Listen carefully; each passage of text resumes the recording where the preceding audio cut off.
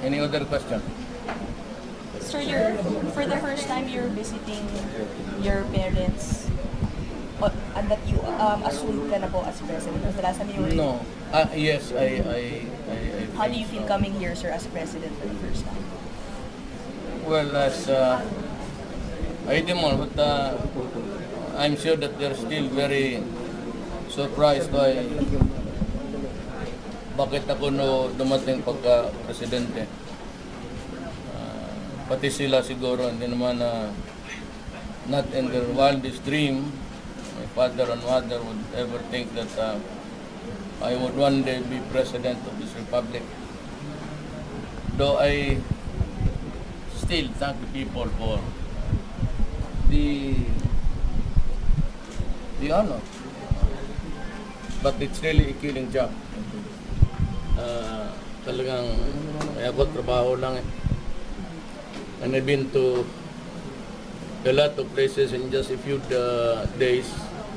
I have to go to Malaysia maybe 4 days from now, and go to Thailand to pay my respects to the memory of sa hari nila na namatay. Very important to show our solidarity with the Thailanders. And sa Malaysia, we have a lot to talk to about the piracy on the Malacca Strait, kidnapping, criminality abounds in that area. Very important that Russia, rather Malaysia, Indonesia and the Philippines talk about this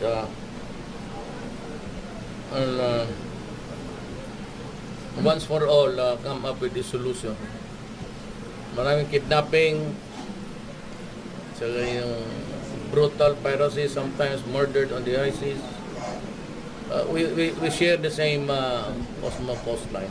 Sir, did you talk about this with the Malaysian Deputy Prime Minister who was just here? Yes, they came here the other night, or was it last night? Wala, nalilito na ako eh. And we talked about the problem. There's a need for us, the three countries, Malaysia, Philippines, and Indonesia, to talk about this seriously and to put a stop, because it has somehow paralyzed the trade and commerce in that area.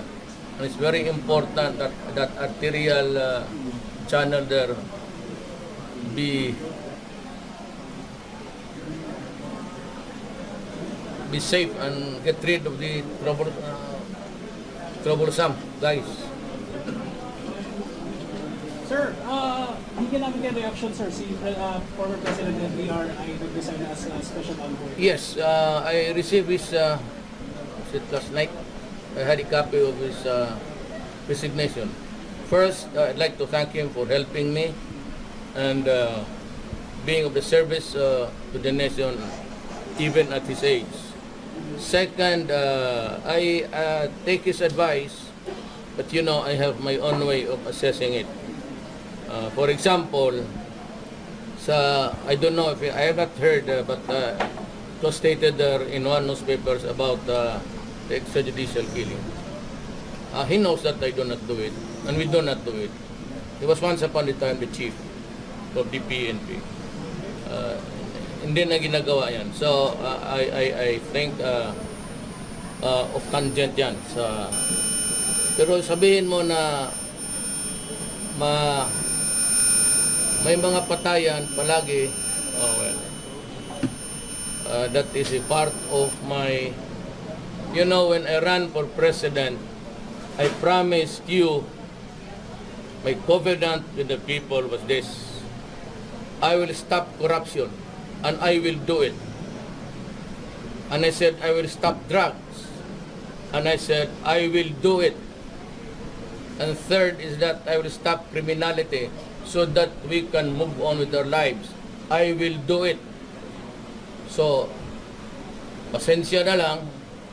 If you do not like my commitment, which to me was a sacred promise made during the last elections, ito ang gagawin ko. At nanalo ako, palagay ko naman sa rason na binigay ko. And I will do it until the last poser is out of the streets and the last drug lord in this country is exterminated. Corruption will stop. And I have heard two desponding reports about the Makati police nangungutong dyan sa mga turista. Hirap na nga ako pupunta ng ibang bayan, walang tulog, at nakikiusap doon ng tulong nila. At nasanay mapalago natin ang ating trade relations. Itong mga pulis na ito, you better stop or I will stop you. You interpret it the way you like. But do not ever think na may ranggo ka, na may armas ka, and you feel invincible. Sinabi ko na sa lahat sa gobyerno, lalo na yung mga police, stop. So that I am ordering the police right now to relieve him, place him under suspension, and initiate summary dismissal. Ayaw ko na yung matagal na summary dismissal. Or if you want, at your convenience, so sino itong inspector na ito, you better resign. Because I said, I repeat to all of you, kayong mga, either huminto kayo o huhintuin ko kayo. Mamili kayo dyan sa dalawa. Sir, what are your thoughts about the... Hindi, teka muna, ito, yung ibang police na bright, mamili kayo. Sipain ko kayo sa publiko o mamili kayo, basilan or hulog. Naubusan na ako ng sundalo, kailangan ko na ang pulis tumulong. Magligpit na kayo, manhat kayo para sinabi ko sa inyo huminto na. Pati yung sa customs, there was the story about the Deputy for Intelligence. I've yet to talk to Colonel Faildon, but I have instructed my aide to relay. I want him suspended out immediately. Suspended and out immediately. Kung ayaw niya umalis sa customs, ako ang papaalis sa kanya. Colonel Faildon, sir? No. Deputy for... I have to communicate to the chief. Faildon is the chief, is the commissioner of. May doon, Deputy Chief for Intelligence something. Gusto ko, totoo matindi, tanggalin mo muna at imbestigan. But all kaso ngayon sa pagtaga-gobyerno, kaya umaabuso itong taga-gobyerno kasi alam nila, lalaroan nila ang proseso. Immediate. I want them immediately taken out of the office and ang NBI to stop all or at least relent in some of the cases. Marami naman tayo, may CIS tayo, may police. I want the NBI now to focus on graft and corruption. Yun na lang muna trabaho nila. Huwag na yung mga kasi minsan ito mga NBI isa pa rin. Kayo, there was a time sa NBI na tinatanggal nga na sa police, nilalagay sa NBI para hindi makapag-communicate. And just to find out na pati sila pala, they were selling cellphones inside the NBI for about 500,000 para lang makalaro ng droga yung... So ayan, trabaho ninyo. Ang mga NBI, maghinto kayo dyan sa... Umalis kayo dyan sa droga, umalis kayo dyan sa concentrate on graft and corruption sa gobyerno. Sir, balikan lang si President here, sir. Just to be clear, sir, walang tension between you. You don't take offense sa mga articles, sir. I was correct. The only problem is wala pa itong papel sa akin. I cannot approve ayaw ko magsalita. I cannot approve or disapprove anything that it is not on my table. Of course, I had my misgivings. But those were misgivings. Ngayong papel na magdating sa akin, dadaan na yun ng maybe sa kay Gina Lopez, sa recommendation sa DNR. Pollution yan climate change. Dadaan na yan doon sa legal. Because there might be some progressive clauses there na hindi natin alam after a few years ganito ka na. Now, we are just trying to kakaumpisa pa lang natin. Nagyaya ako ng mga investors, tatayo ako ng industrial estates. There will be a lot of smoke there and pollution. Titignan ko lang na meron akong leeway, an elbow room to move because the treaty now that is being signed or passed around for signing is binding. Noong unang treaty, non-binding Dito ngayon, pag membro ka nan, pag sinabi binding, baski na ayaw mo, ikong butuhan ng lahat na ganito yan. Wala ka. O kasabihin ng lahat, ito yan. Tapos ikaw naman gusto. So I have to study the matter very carefully. It's maybe in the Senate, I was just giving my misgivings about baka hanggang dito ka lang. Kailangan, sabi ko nga, the irony to it all, yung mga industrial countries, dumating na sila dyan. Tayo kasi colonized tayo. Ang naghawak sa atin, Espanyol, for 400 years, pati Amerikano, 50 years. Ulipon tayo, mga ulipin sa Tagalog yan. Ang development natin hanggang pahinahina lang. Pero talaga itaabot na makahabol sa kanila, una sila. While they were conquering the countries of other lands, tayo, na-stymie tayo sa ating bayan. Kasi sinabi ko, I'm just being careful. It doesn't mean to say that I do not want typhoons and storms to come to planet Earth every day. So, yung akin nagsasalita na ako, may opinion. As a lawyer, pero as president, wala pa. Kasi wala pa nga dumating Pero you will reconsider silencing the pact? No. I will follow what my advisors would tell me. If Gina Lopez would tell, if the National Pollution Control says it, it's good.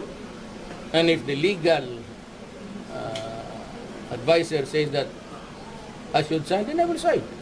How about FDR, sir? Will you still consult him in the future? Yes, of course. If he cares to listen.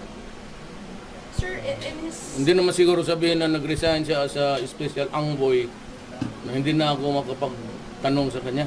Sir, he also had a column basically expressing concerns over your foreign policy.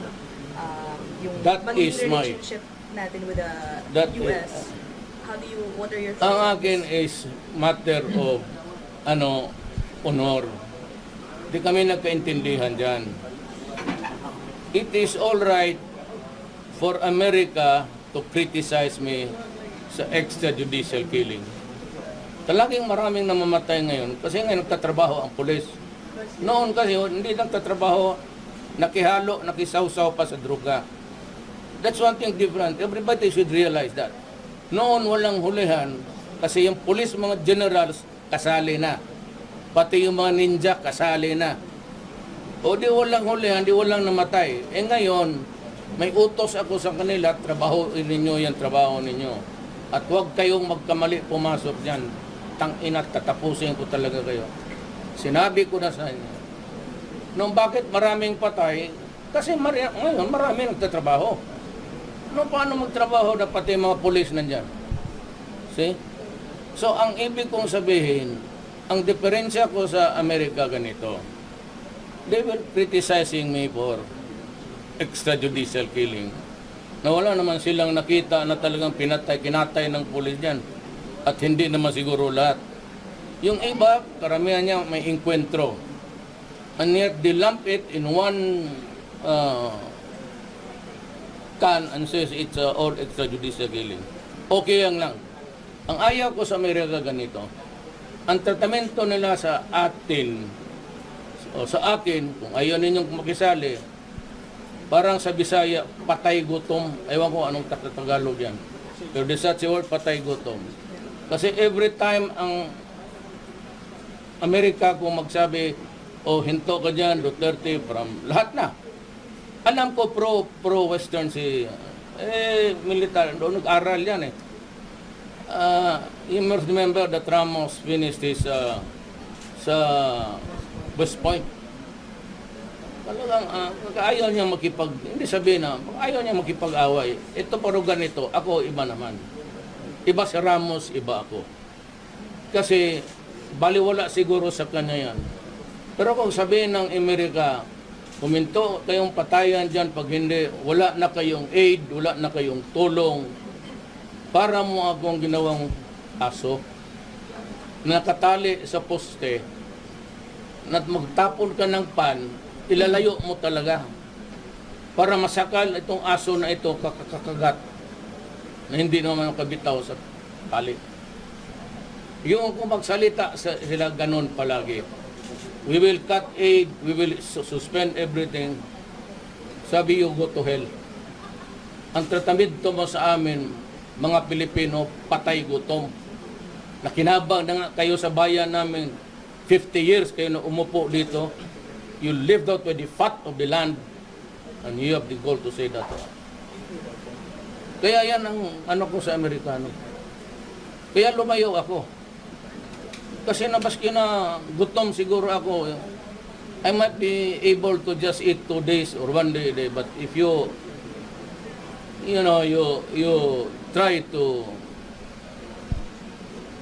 keep on rubbing on the dignity of the person, kaya wala kayo, Amerikano. Wala na ako sa ano. Maybe Ramos does not like it.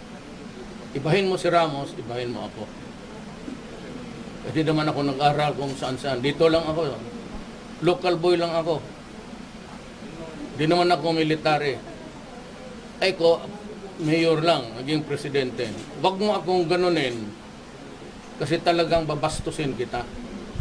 Kaya binastos ko talaga silang lahat. Kasi pag ganun ang tingin mo sa akin,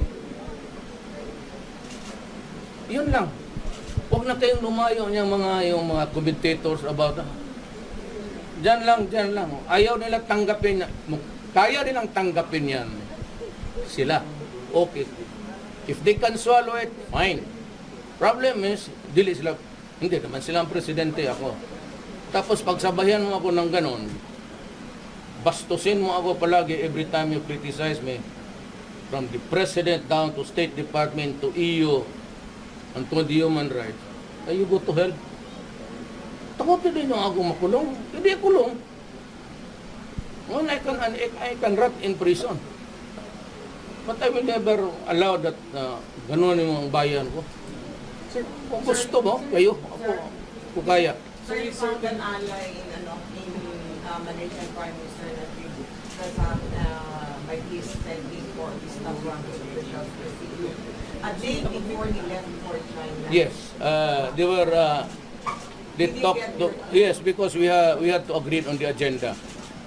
But foremost of which was really the situation in the Molucca Strait. Pati yung kidnapping. Kasi dyan naman sa hulog, di kidnap, hindi naman namimili ng Pilipino. Indonesian, Malaysian. So dumating ang panahon na kailangan kami mag-usap. But it has nothing to do with Razak's trip to China. We started yesterday.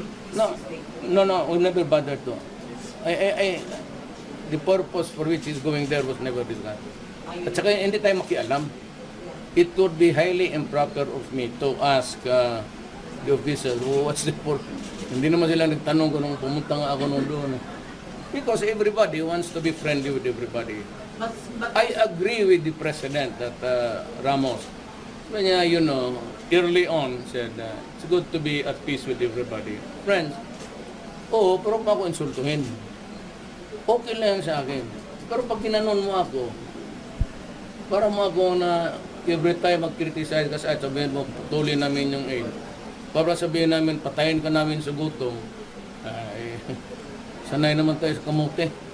Sir, Najib is also anti-US. I do not know if he is actually.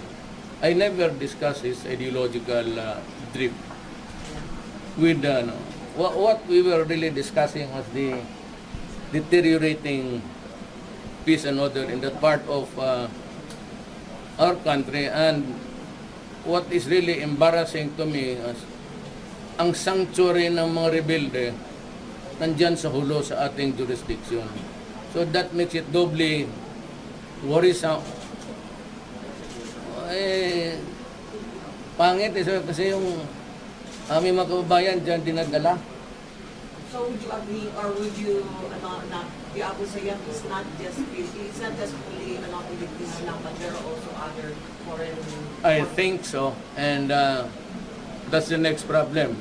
Actually, I said it is coming around, and I would like to warn the country na we have this looming problem ahead, but that would be, I do not want to cause unnecessary alarm, but it's going to be one of the most serious problems that this generation will face. But records showed before, sir, that there are over 126,000 unchecked crossing between borders between Malaysia, the Philippines, Philippines, and Indonesia. That so what do you is- think we should do about it? Well, I said we will talk about it.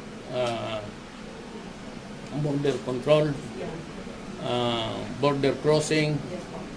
and maybe joint military and police operations. Which will all be discussed when you visit Yes, Malaysia next week.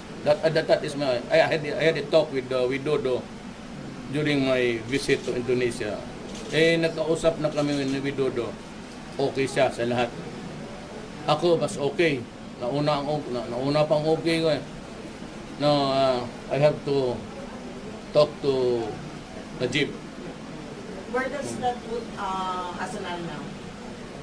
Wala siya dyan. It's all national interest. National interest only ako lang, so, lalo na sa foreign policy. The Constitution says that foreign policy is vested on the President alone. That is part of the foreign policy. Yes, ma'am. US Sapo rifle sale sa Philippines, wala na daw pong bentahan. Sana tayo kukuha ng mga armas, sir? Mr. President. Hindi na tayo bintahan nila. Yes, sir. Pisos. So, as a US senator said he will oppose or block the sale of arms. 26,000 na units, sir, ng rifles, sir. Tapos, sir, Sus, Some rifle. yan lang. Yan lang ipang... Mr. President, Sir, because of alleged human rights violations. Yes, sir. Yan lang pagtakot niya sa akin, hindi siya pabili ng armas. Karaming di bomba dito. sir, sabi po ni Director General Bato, China na lang daw po or ano, okay. So, China Remember what the Russian, the diplomat said. Come to Russia, we all have here anything you need. So they're ready with the 26,000, 27,000 household rifles. Pati missile siguro. Ano sa... Sir, samantalayan namin, sir. Kuha na lang namin, sir. Ano ang view mo sa nuclear energy in as far as Philippine setting is concerned, both sa power supply and sa arms, sir? It is not yet an extremist. You know, wala pa talaga the danger zone that we will die if there's no energy because it runs the machines. Lahat na nakikita mo, langis yan. Ilaw, lahat ito, hindi ito nagagawa kung walang simento, pati lahat. But we are not in that danger. But when the going gets rough, maybe someday, not during my presidency. Wag muna ngayon kasi we have to come up with safeguards. Really, really tight safeguards to assure that there will be no disastrous if there is a nuclear leak or explosion somewhere in the nuclear reactors that we will be building. It has to be studied carefully by Congress and by the Filipino people. For after all, pag may leak yan, pag mag-ano, lahat tayo tatamaan dyan. And it's our country, you should remember that. So don't you ever rest? It's supposed to be long weekend. You're supposed to rest. What do you mean? Hindi, rest meaning to say... Akala ko in peace. Hindi naman in peace. I mean, you have not stopped working since ano? When I go, place my just small dito sa tabi ng Not at libihin ng mga bayani? Sus Mario Josep, kanila na yan, papapagtatalunan pa natin yan. Ayaw niyo sir, ayaw niyo doon. Ayaw niyo? The greatest honor that a man can have or can had in his lifetime is to be considered very aside from where I came from. Walang pinakamas honor para sa akin kundi itatabi ako sa nanay pati tatay ko. You said no state. Ito, andyan ang malaki. Saan mo ilagay dyan? Parang ulo, headrest. Dito na lang. Dito na lang. Lagay mo ako sa kanto. O, dito sa pamangkin ko. It will be as a matter of fact, it will be a terrible thing to be buried in any other place. Para sa akin, personally, itong akin. Wala akong inaano na tao. Sir, a brief ano lang. A few days ago, you said you ordered the dismantling of all checkpoints. Ano na po ang ano na po ang status ng lawless I am violence referring to yung permanent checkpoints. Kasi yung gano'n ayaw ko. Pero yung checkpoint na mobile, either police or military, especially if they have information that this guy is coming this way or passing through, at mag-checkpoint sila precisely to stop that criminal that is not covered. Yung ayaw ko yung lahat. So meaning to say, kasali na ang task force na ba with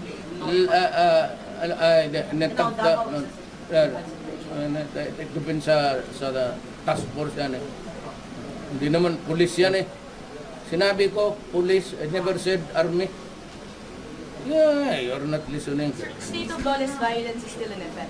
Huh? State of national emergency. Yes, it is so that I can utilize the military as if they are also guardians of law and order. Kasi ang military kasi external threats. Then there is the threat to the state. So internal. Ngayon, state of lawlessness. Kita mo naman. Shabu is alive. Ito yung sabi ko dito sa senador na to, Bright.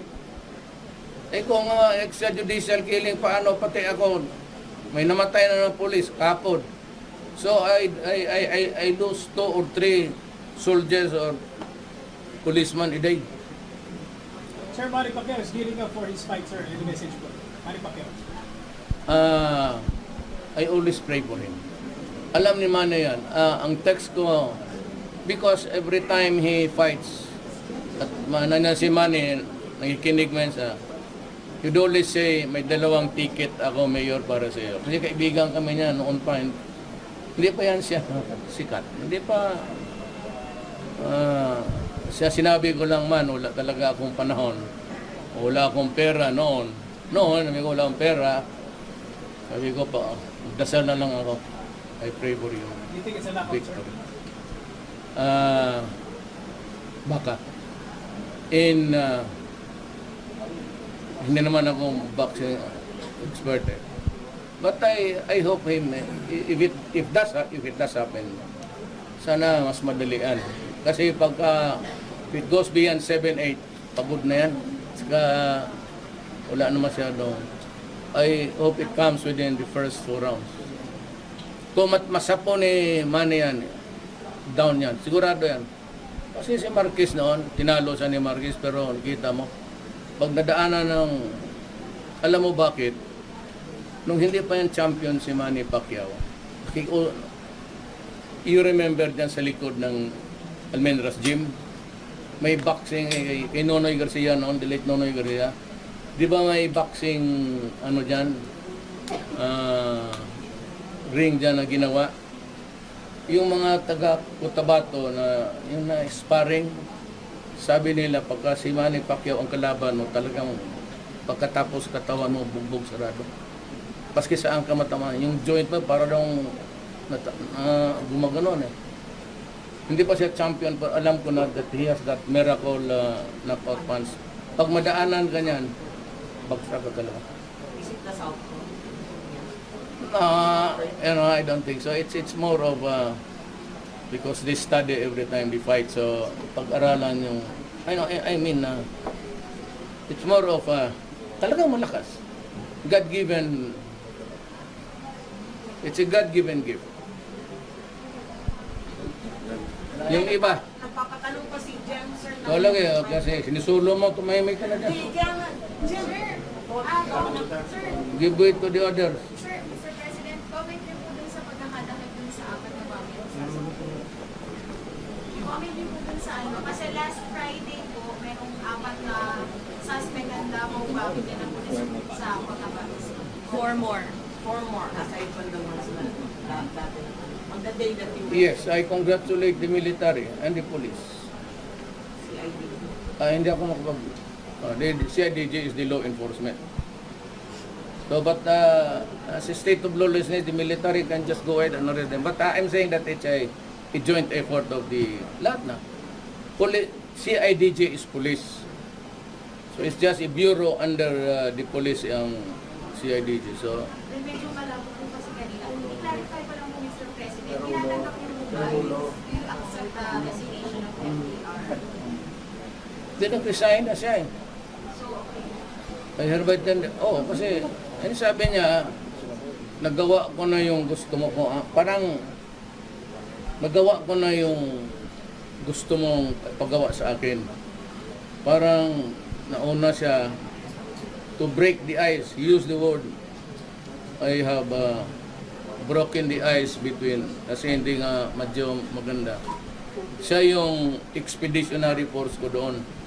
Sabi niya na ibigay ko na sa tagagawa ko na yung inutos mo sa akin at ako'y magpahinga. Then he rattled off yung climate change, yung gano'n.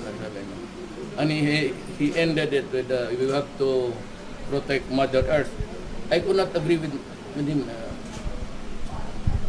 I could not disagree with him. Tama yan, pero ang sabi ko, ang akin is